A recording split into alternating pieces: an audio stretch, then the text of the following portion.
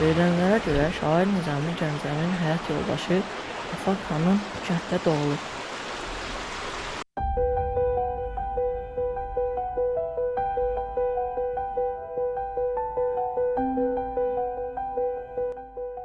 Bu kəndin nə qədər qədim olduğunu yəqin təsəvvür etdiniz.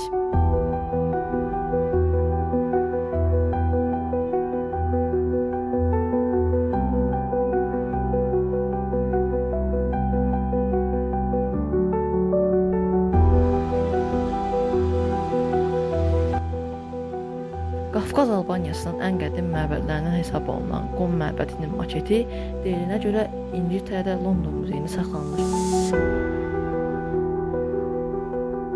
5-ci əsrə aid olunan bu məbəd qədim Albanların dini məbədlərindən mərkəzi hesab olunur.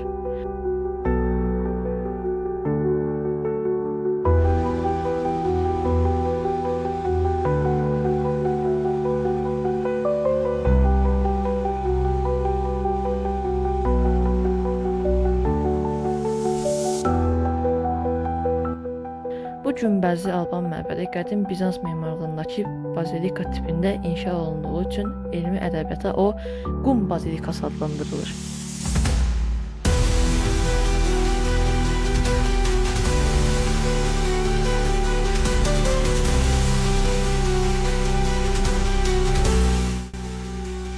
Bazilika Latın dilində hökmdarın evi mənasını verir.